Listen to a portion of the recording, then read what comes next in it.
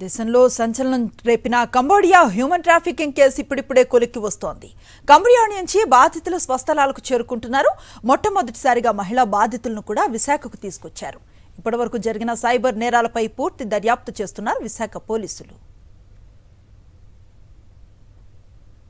దేశంలో సంచలనం రేపిన Cambodia human trafficking case ఇప్పుడిప్పుడే కొలిక్కి వస్తోంది. కంబోడియా నుంచి బాధితులు స్వస్థలాలకు చేరుకుంటున్నారు. తాజాగా స్వదేశానికి వచ్చిన బాధితుల్లో ఓ మహిళ కూడా ఉన్నారు. గంటల పాటు పని చేయాలని, లేకపోతే కనీసం ఒక పూట తిండి కూడా పెట్టకుండా హింసిస్తున్నారని ఆవేదన వ్యక్తం చేస్తున్న బాధితురాలతో మా ప్రతినిధి Naresh face to face. Visakha పోలీసులు కంబోడియాలో ఉన్న బాధితులను ఒక్కొక్కరుగా తీసుకొస్తున్నారు. అయితే ఇక్కడి నుంచి పలు ఏజెంట్ల చేతులు చిక్కుకొని అక్కడ చిత్రహింసలకు గురవుతున్నారు. అందులో భాగంగా ఒక మహిళా వ్యక్తిని కూడా తీసుకురావడం జరిగింది. ఆ మహిళ నోట్లో నుంచే ఒకసారి మాడించే ప్రయత్నం చేద్దాం. ఎందుకంటే పూర్తిగా కూడా అక్కడ చిత్రహింసలకు గురవుతున్నామని, అక్కడ చైనీస్ గ్యాంగ్ చాలా వరకు కూడా మేము ఇబ్బంది పెడుతుందని ఆ మహిళ చెప్తున్న పరిస్థితి కనిపిస్తుంది. చెప్పండి, అంటే అక్కడ మీరు ఎటువంటి ఇబ్బంది ఎదుర్కొనేవారు? ఏ పనులు అక్కడ చేయించేవాళ్ళు? అసలు అంటే నాకు వర్కర్స్లో ఇట్లా అని ఏం చెప్పలేదు. డేటా ఎంట్రీ, కాలింగ్ అని చెప్పారు.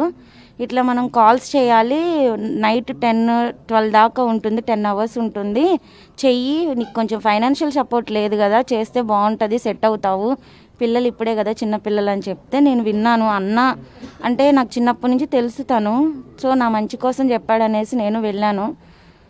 వెళ్ళిన తర్వాత ఇంటర్వ్యూలో వదిలేసి వెళ్ళిపోయాడు. తర్వాత కాల్ చేసినా తను రెస్పాండ్ అవ్వలేదు నాకు. కానీ వర్క్ ఇది అని తెలిసిన తర్వాత చాలా స్ట్రగుల్ అయ్యా నేను. అటు ఇంట్లో చెప్పలేక, మా హస్బెండ్కి చెప్పలేక.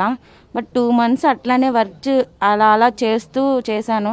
బట్ వాళ్ళు ఫుడ్ సరిగ్గా పెట్టక ఫైన్ వేసేవాళ్ళు. నా శాలరీ కూడా ఇవ్వలేదు. నేను 2 months చేసిన శాలరీ అడిగితే హెల్త్ ఇష్యూ వచ్చి అడిగినా కానీ మొత్తం అయిపోయినాయి, నీకే అయిపోయినాయి అని చెప్పేసి నన్ను పాస్పోర్ట్ ఇచ్చేసి బయటికి పంపించేశారు. 1 రూపీ కూడా లేకుండా నేను ఆఫీస్ బయటకు వచ్చాను. వచ్చిన తర్వాత మా ఫ్రెండ్స్ సర్కిల్ ఇండియాలో వాళ్ళని కాల్ చేసి వాళ్ళని వీళ్ళని కాంటాక్ట్ చేసుకొని వచ్చేసాను నేను ఇండియా. కానీ ఇండియా అయితే నేను వస్తానని అనుకోలేదు. అయిపోయింది అనుకున్నా నా పని. బట్ దేవుడు తీసుకొచ్చాడని నేను అనుకున్నా. అండ్ నేను థ్యాంక్ఫుల్గా ఉండేది మటుకు భవానీ ప్రసాద్ సార్కి. సార్ నాకు చాలా హెల్ప్ చేశారు. Thank you. అంతే కదా సార్, ఇండియాలో నెలంతా కష్టపడిన 10,000 వస్తున్నాయి. అదే ఒక మంత్కి 60,000, 70,000. నాలాంటి ఆర్థిక పరిస్థితులే ఉన్న అమ్మాయికి ఇది నీడ్ అనుకొని వెళ్తాం. కానీ ఇలా అవుతుందని ఎవరు అనుకోరు కదా. తెలిసిన వాళ్ళే ఇట్లా మోసం చేస్తారని అసలు ఎక్స్పెక్ట్ చేయం కదా మనం. కానీ అలాంటి వాళ్ళే చేస్తారని రుజువు అయింది. సో అందరూ జాగ్రత్తగా ఉండండి. మనీ ఆశతో ఇతర దేశాలు వెళ్ళి మోసపోవద్దు. కొంతమంది గిఫ్ట్లు పేరిట కానీ, లేకపోతే లక్షల డబ్బులు వస్తుందని, కొంతవరకు పర్సంటేజ్ వస్తుందని అక్కడ ఆ పని ఆ విధంగా కొనసాగుతూ వస్తున్నారు. అసలు ఆ పని చేయడంలో కొంతమంది సాటిస్ఫాక్షన్ వస్తుంది, కొంతమంది ఇబ్బంది పడుతున్నారు. ఎందుకో తేడా అసలు? సాటిస్ఫై అంటే సార్, ఫ్యామిలీ బ్యాక్గ్రౌండ్ సరిగ్గా లేనప్పుడు, హస్బెండ్ సపోర్ట్ లేనప్పుడు, అమ్మాయి సింగిల్గా ఉన్నప్పుడు, అక్కడ ఉన్న బాండింగ్స్ వల్ల రిలేషన్షిప్ మెయింటైన్ చేసుకుంటూ ఆ వర్క్ని ఎంజాయ్ చేస్తూ చేస్తారు. ఎందుకంటే నేను పర్టికులర్గా చూశాను అది అలా చేయటం. వాళ్ళు వర్క్ ఎంజాయ్ చేస్తూ చేస్తున్నారు, యాజ్ వెల్ యాజ్ ఇన్కమ్ కూడా వస్తుంది. సో కొంతమందికి ఇష్టం. ఇప్పుడు నేను ఫ్యామిలీ లేడీ, నాకు అది నచ్చలేదు. మానసికంగా చాలా పడ్డా నేను. హెల్త్ పరంగా కూడా చాలా లాస్ అయ్యాను. బ్లడ్ లాస్ అయింది. ఈవెన్ కోమా స్టేజ్లో ఉండి నేను హైదరాబాద్ నుంచి కారులో వచ్చి ఎన్ఆర్ఐ హాస్పిటల్లో ట్రీట్మెంట్ తీసుకున్నాను.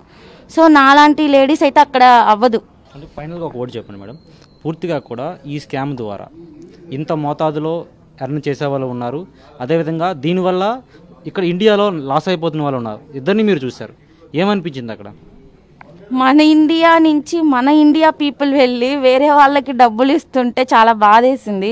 యాజ్ వెల్ యాజ్ నవ్వు కూడా వస్తుంది, ఎందుకు మనం ఇట్లా చేస్తున్నామని. నేను ఫైనల్ ఆన్సర్ ఇదే, ఎవ్వరు ఇట్లా చేయొద్దు. డబ్బు ఊరికే రాదు, కష్టపడితేనే వస్తుంది. అలాంటి సొమ్ము మన ఇళ్లలో మన పిల్లలకి పెట్టినా కానీ అది ఇమడదు. మెయిన్ పాయింట్ అది. ఇది పరిస్థితి. బాధితుల మాటలోనే ఉన్నాం. పూర్తిగా అంటే ఒకవైపు స్కామ్, రకరకాల స్కామ్, ఫెడెక్స్ స్కామ్ కావచ్చు, అదేవిధంగా ఆన్లైన్లో అనేక మోసాలు. ఒకవైపు టెలిగ్రామ్ యాప్స్ ద్వారా మోసం చేస్తున్నారు, మరోవైపు మ్యాట్రిమోనీ సైట్లో కూడా మోసం చేస్తున్నారు. ఈ విధంగానే యువతులను ఉపయోగించి చాలా వరకు కూడా కోట్ల రూపాయలు కొలగొడుతున్నారు భారత్ నుంచి. అయితే ఈ ముఠాలో చాలామంది ఉన్నారు. చాలా జాగ్రత్తగా బాధితులు చెప్తున్న సిచ్యువేషన్ కనిపిస్తుంది. వీడియో రమేష్ రెడ్డితో నరేష్, సాక్షి టీవీ, విశాఖపట్నం నుంచి.